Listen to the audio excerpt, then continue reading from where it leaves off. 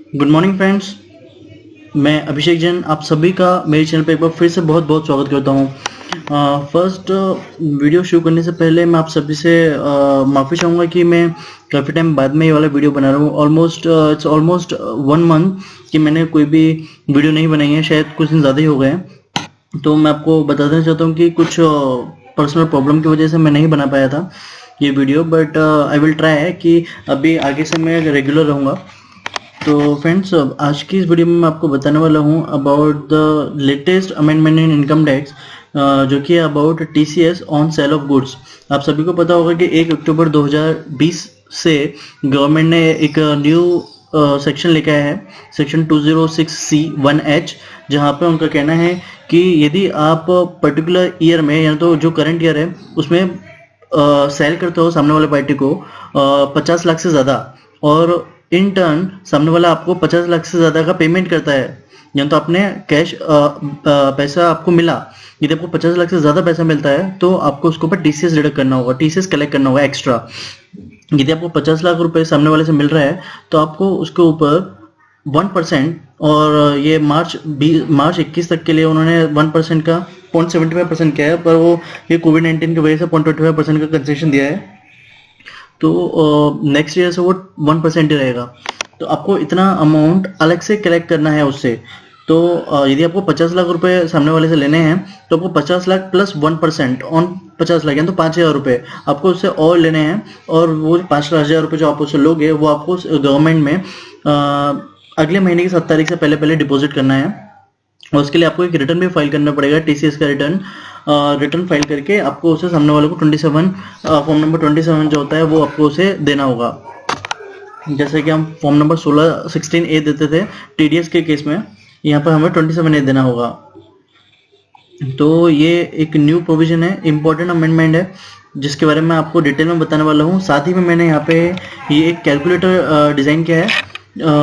तो इस कैलकुलेटर से आपको कुछ नहीं करना है, आपको सिर्फ यहाँ पे फिगर डालनी है, और फिगर डालने के आपको यहाँ पे ईयर सेलेक्ट करना है और फिगर डालनी है। यहाँ पे कुछ 2-3 फिगर डालनी है, और आपको आपका टीसीएस आपको एप्लीकेबल है या नहीं है, वो कंडीशन सेटिस्फाई होती हैं या नहीं होती हैं। यदि होती हैं तो क्या है वो टेस्ट जो सक्सेस मतलब सेटिस्फाई होता है वो यहाँ पे बता देगा, नहीं होता है तो बता देगा कि किस वजह से आपको ये कंडीशन सेटिस्फाई नहीं हो रही है। ये दोनों कंडीशन आपको यहाँ पे बताएगा, और साथ में आपको टीसीएस भी निकाल के देगा कि कितना टीसीएस इस पर एप्लीकेबल है और आपको कितना कलेक्ट करना है, उससे वो सब आपको यहाँ पे डिटेल देगा। साथ ही में मैंने यहाँ पे कुछ प्रोविजन से रिलेटेड जो इंपॉर्टेंट पॉइंट्स है वो भी मैंने यहाँ पे लिख दिए हैं, जिससे आपको ये यूटिलिटी यूज करने में हेल्प होगी। आई होप फ्रेंड्स आपने मेरे चैनल को सब्सक्राइब किया होगा। यदि अभी तक आपने मेरे चैनल को सब्सक्राइब नहीं किया है तो make sure to subscribe my channel. आपको ये जो बटन है यहाँ पे जो दिख रहा है, ये बटन पे आपको क्लिक करना है। यहाँ पे ये बटन पे आपको क्लिक करना है और ये आपको सब्सक्राइब विंडो पे ले जाएगा। आपको उस पर क्लिक करना है और मेरे चैनल को सब्सक्राइब कर लेना है। तो आइए friends, without wasting any more time let's get started. पहले मैं आपको टीसीएस की प्रोविजंस के कुछ इंपॉर्टेंट पॉइंट्स बता देता हूँ शॉर्ट में। उसके बाद में मैं आपको ये कैलकुलेटर का यूज़ किस तरह से करना है वो मैं आपको बताऊँगा। फ्रेंड्स, मैंने उनके जो नोटिफिकेशंस आए हैं और वो सब मैंने पढ़े और काफ़ी लोगों से डिस्कस भी किए हैं। तो बहुत सारे लोगों को अभी भी कन्फ्यूज़न है, वो कंफ्यूज हैं कि कब उन्हें डिडक्ट करना है, कब डिडक्ट नहीं करना है, और कितना डिडक्ट करना है, कौन सी अमाउंट पर डिडक्ट करना है। बिफोर 1 अक्टूबर 2020 के जो कलेक्शन किया है उस पर कलेक्ट करना है, या फिर उसके पहले जो सेल किया है उस पर कलेक्ट करना है, या फिर 1 अक्टूबर के बाद में जो मैं कैश करूँ, मैं जो अमाउंट रिसीव करूँगा उस पर करूँ, या फिर सेल के अमाउंट पर करूँ। ऐसे बहुत सारे उन्हें कन्फ्यूज़न है। तो इसीलिए मैंने ये वाला कैलकुलेटर बनाया है, जहाँ पर आपका ये जो कन्फ्यूज़न है ना ये बिल्कुल क्लियर हो जाएगी। मैं आपको वीडियो शुरू करने से पहले, प्रोविजन बताने से पहले मैं आपको एक बार इसका यूज़ बता देता हूँ। सपोज हम अभी जैसे कि अभी हमारा 2021 ईयर चालू है, तो 2021 में गवर्नमेंट ने रिलैक्सेशन दिया है रेट में 0.75% का, और बाकी ईयर्स में ये नहीं रहेगा। अगले साल से वो हमें कितनी 1% रहेगा। तो जैसे आप यहाँ पे अगला साल सेलेक्ट करोगे तो आपको दिखेगा यहाँ पे कि यहाँ पे 0.1% आ गया है। तो सिर्फ ये इसी साल के लिए यहाँ पे 2021 के लिए आपको 0.75% रहेगा, बाकी सबके लिए आपको 1% रहेगा। जैसे आप यहाँ पे ईयर सेलेक्ट करते हैं तो यहाँ पे आपका पिछले साल जो है वो ऑटोमेटिक सेलेक्ट हो जाता है, और उसके बाद में आपको यहाँ पे क्या डालना है, आपका पिछले साल का टर्नओवर डालना है। यहाँ पे इनकी जो पहली कंडीशन है फ्रेंड्स वो है कि आपका टर्नओवर 10 करोड़ से ज्यादा होना चाहिए, जिनका 10 का टर्नओवर 10 करोड़ से ज्यादा है उन्हीं के लिए ये टीसीएस की प्रोविजन एप्लीकेबल है, जिनका नहीं है उन्हें ये एप्लीकेबल नहीं है। 10 crore of last year previous year का टर्नओवर उन्होंने पूछा है, तो यदि हम 2021 में अभी हैं तो हमें 1920 का टर्नओवर चेक करना होगा कि वो 10 करोड़ से ऊपर था। यदि था तो हमारा फर्स्ट कंडीशन सेटिस्फाइड हो गई है और हमारा टेस्ट 1 सेटिस्फाइड होगा, हमारा टर्नओवर एक्सीड्स 10 करोड़, तो ये प्रोविजन हमारे लिए एप्लीकेबल है। दूसरी कंडीशन है उनकी अबाउट द कलेक्शन। कलेक्शन में उनके दो पार्ट हैं कि 30/9/2020 है, तो 1 अक्टूबर से पहले आपको कितना कलेक्शन हुआ और 1 अक्टूबर से बाद में आपको कितना कलेक्शन हुआ। ये दो चीज़ आपको यहाँ पे लिखनी है कि मेरा पर्टिकुलर पर्सन को मैंने जो सेल किया था उसके सामने मुझे 30/9 से पहले 31 लाख रुपीस मिल गए और 1 अक्टूबर के बाद में मुझे 20 लाख रुपीस मिले। तो ये दो कंडीशन आप जब लिख देंगे यहाँ पे तो आपको दिखेगा कि आपको टोटल साल भर में 50 लाख से ज्यादा का रिसीव हो गया, और जिसका 50 लाख से ज्यादा का रिसीव है, जिसका सेल कंसिडरेशन 50 लाख से ज्यादा जिसको मिल गया है, उसको सेकंड कंडीशन सेटिस्फाइड हो जाएगी, collection in current financial year exceeds 50 lakh. तो जिसकी ये दोनों कंडीशन सेटिस्फाइड हो जाएंगी उसे टीसीएस एप्लीकेबल होगा। अब टीसीएस कितनी अमाउंट पे एप्लीकेबल होगा वो यहाँ पे है कि 50 लाख से ज्यादा जितनी अमाउंट आपने कलेक्ट किया ना उसके ऊपर आपको टीसीएस लगेगा। तो यहाँ पर हमने 1 लाख रुपए ज्यादा कलेक्ट किए हैं, तो यहाँ पर आपने उसने हमें बता दिया कि 0.75% के हिसाब से 75 रुपीज आपको उससे एक्स्ट्रा कलेक्ट करने होंगे।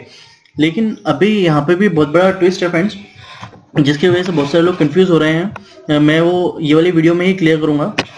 तो फ्रेंड्स यदि सपोज चलो पहले एक बार मैं आपको प्रोविजन बता देता हूँ जिससे आपको समझने में और इजी होगा। तो provision for TCS collection as per section 2061H, और ये एप्लीकेबल कब से हो रहा है, विद इफेक्ट फ्रॉम 1 अक्टूबर 2020। तो फ्रेंड्स सबसे पहले जो है हमारे लिए प्रोविजन वो है कि seller would be required to collect tax at 0.1%, 0.75% up to 2021 March 2021, और उसके बाद में 1% only if his turnover exceeds 10 crore in the last financial year। तो हमने यहाँ पे देखा कि हमारा यदि पिछले साल का टर्नओवर 10 करोड़ से ऊपर होता है तो हमें कंडीशन फर्स्ट सेटिस्फाइड और हमें जो है टीसीएस प्रोविजन एप्लीकेबल होती है। फिर दूसरी कंडीशन है receipt of sale consideration from buyer exceeds 50 lakh in current financial year. एक तो पिछले साल में 10 करोड़ से ज्यादा का हमारा टर्नओवर होना चाहिए और करंट ईयर में पर्टिकुलर बायर के ने हमें 50 लाख से ज्यादा देना चाहिए पैसे। यदि हमें 50 लाख से ज्यादा इस साल में हमें आ रहे हैं, यहाँ पे करंट ईयर यानी full year from April to March हमें 50 लाख से ज्यादा यदि पैसा मिला है कोई बायर से तो हमें टीसीएस की प्रोविजन एप्लीकेबल होगी। अभी टीसीएस कितने अमाउंट के ऊपर काटना है, TCS shall be applicable on the amount received in excess of ₹50 lakh in a year. यदि 50 लाख से ज्यादा जो अमाउंट मिले हैं, 50 लाख मिले हैं तो उस पर टीसीएस नहीं लगेगा। 50 लाख के ऊपर ओवर एंड अबव 50 लाख जो भी अमाउंट हमें मिली है ना सिर्फ उसके ऊपर टीसीएस लगेगा। तो यहाँ पर हमने देखा कि यहाँ पे 51 लाख हुआ था हमारा, तो हमने 1 लाख के ऊपर टीसीएस लगाया था। तो next provision is TCS shall be applicable only on the amount receive on और आफ्टर 1 अक्टूबर 2020। तो हमें जो 1 अक्टूबर 2020 के बाद में जो भी अमाउंट मिलेगा ना उसी के ऊपर हमें टीसीएस लगाना है। ये बहुत ही इंपॉर्टेंट प्रोविजन है फ्रेंड्स, यहीं पर लोग बहुत ज़्यादा कंफ्यूज हो रहे हैं। अभी देखिए हमारे वाले केस में 1 अक्टूबर के बाद में हमें 20 लाख रुपीज़ मिला। यहाँ पर उन्होंने क्या बोला है 1 अक्टूबर के बाद में जितनी अमाउंट आपको मिलेगी उसके ऊपर टीसीएस लगाना है। तो क्या मुझे 20 लाख के ऊपर लगाना चाहिए था? नहीं, हमें 50 लाख की लिमिट जो है 50 लाख के ऊपर टीसीएस लगेगा वो देखने के लिए हमें फुल ईयर कंसीडर करना है। लेकिन टीसीएस जो हमें लगाना है उसके लिए हमें सिर्फ ये वाली अमाउंट कंसीडर करनी है, यानी तो 1 अक्टूबर के बाद वाली अमाउंट। तो बाद वाली अमाउंट 20 लाख हमें मिली है। अभी उन्होंने क्या कहा था 3rd नंबर की प्रोविजन में कि साल भर में यदि 50 लाख से ज्यादा अमाउंट हमें मिल रही है तो उसके ऊपर हमें टीसीएस लगाना है। तो साल भर में हमें 51 लाख रुपए मिली, 51 लाख में से 20 लाख हमें अक्टूबर के बाद में मिली है। तो 51 lakh minus 50 lakh equal to 1 lakh पे हमें टीसीएस लगाना है, क्योंकि हमें 20 लाख बाद में मिला है। तो 1 लाख जो पार्ट 20 लाख का ही पार्ट है 1 लाख, तो हमें 1 लाख के ऊपर टीसीएस कलेक्ट करना है सामने वाले से, ना कि 20 लाख के ऊपर। तो अभी मैं आपको यहाँ पे करके बताता हूँ कि सपोज यहाँ पे मेरे पास टोटल 51 लाख, मैं बोलता हूँ कि मुझे सितंबर से पहले 51 लाख रुपीज मिले। यदि मैं अभी यहाँ पे 51 लाख रुपए कर दूं तो ये 20 लाख जो है मुझे जो अक्टूबर के बाद में, अब यदि 51 लाख कर दिया तो मेरा टोटल कितना हो गया 71 लाख हो गया। तो मुझे 21 लाख के ऊपर टीसीएस कलेक्ट करना चाहिए था।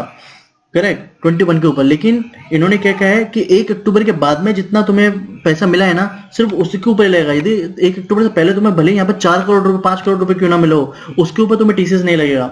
1 अक्टूबर के बाद में जितनी अमाउंट तुम्हें मिली है ना, उतने के ऊपर लगेगा तुम्हें टीसीएस।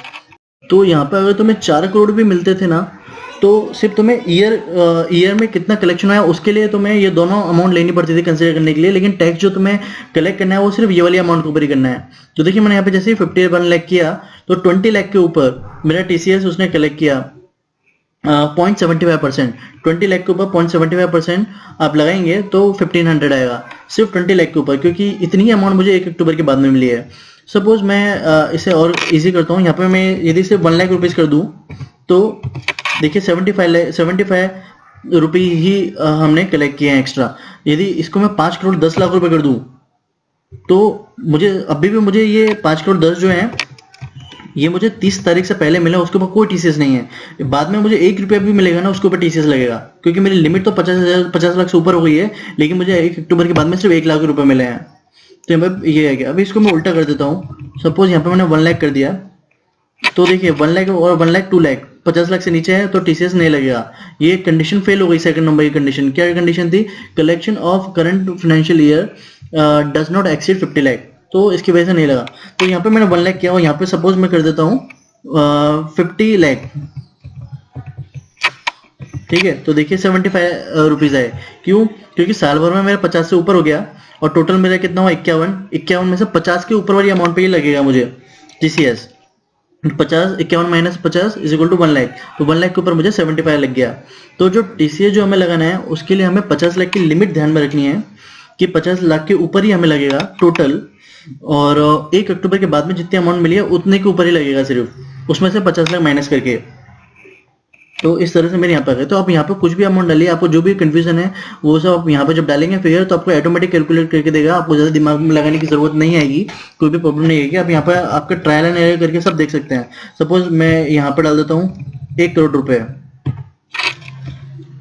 जो देखिए इसने ये टोटल में 1 करोड़ 1 लाख हुआ, उसमें से 50 लाख माइनस किया और इसने मुझे यहाँ पे कैलकुलेट करके दे दिया 51 लाख के ऊपर। देखो 51 लाख मल्टीप्लाई बाय 0.75%, 3825, करेक्ट। अभी यही यदि मैं इधर कर दूं 1 करोड़ रुपीस और यहाँ पे मैं सिर्फ 10 लाख रुपीज रखता हूँ, तो सिर्फ 10 लाख के ऊपर लगेगा मेरा टीसीएस 750 रुपए।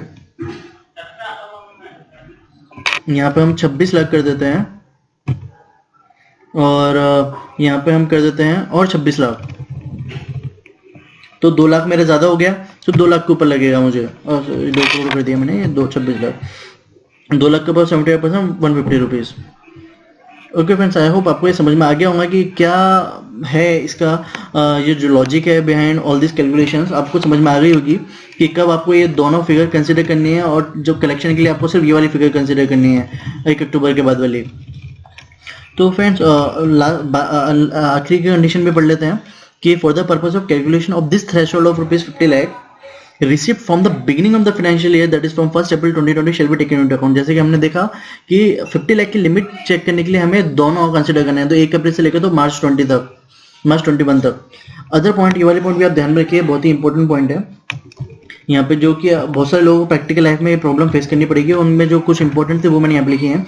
Linking of payment received after 1 October 2020 to sale invoice issue prior to 1 October 2020 is not required. अभी बहुत सारे लोग क्या करेंगे, वो बोलेंगे कि मेरा ये जो पैसा जो मुझे मिला है 1 अक्टूबर के बाद में, ये मेरी इसके रिलेटेड इनवॉइस तो मैं 1 अक्टूबर पहले से ही इशू कर चुका था, 1 अक्टूबर के पहले ही मैंने इशू कर दिया था। मैंने मेरा 80 लाख का इनवॉइस अप्रैल 20 में इशू किया था, जिसका पेमेंट मुझे नवंबर 20 में मिला, तो इसके ऊपर मैं नहीं करूंगा, बिल्कुल जरूरत नहीं है, क्योंकि गवर्नमेंट ने यहाँ पे क्लियर कह दिया है कि ये जो कलेक्शन है टीसीएस कलेक्शन, ये रिसिप्ट बेसिस पे है, ईयरली रिसिप्ट के बेसिस पे है, ना कि सेल इनवॉइस के बेसिस। वो इनवॉइस आपने भले ही कभी भी किया हो, पहले किया हो बाद में किया हो, यदि आपको पेमेंट 1 अक्टूबर के बाद में मिल रही है तो आपको टीसीएस कलेक्ट करना है। यदि आपको पेमेंट 1 अक्टूबर से पहले मिल रही है, भले ही आपका इनवॉइस आप बाद में क्यों ना इशू कर रहे हो, तो आपको काटने की लगाने की कोई जरूरत नहीं है TCS. This TCS is not an additional tax but it is in the nature of advanced income tax or TDS for which buyer would get credit against actual income tax liability। तो बहुत सारे लोगों को ऐसा लग रहा है कि भैया एडिशनल टैक्स लाइबिलिटी ला दी है गवर्नमेंट ने ये वाला एडिशनल टैक्स लाने की वजह से गवर्नमेंट हमारे ऊपर एडिशनल बर्डन डाल रही है। तो ऐसा कुछ भी नहीं है फ्रेंड्स। ये क्या है, एक तरीके से एडवांस इनकम टैक्स है। जैसे तरह से हम सैलरी एम्प्लॉय का टीडीएस कट जाता है, बिजनेसमैन वाले का भी टीडीएस कट जाता है उनके इनकम के ऊपर, उसी तरह से टीसीएस है। जब भी आप पेमेंट करोगे उसके ऊपर आप एडिशनल टैक्स 1% आपको लेना है सामने वाले से।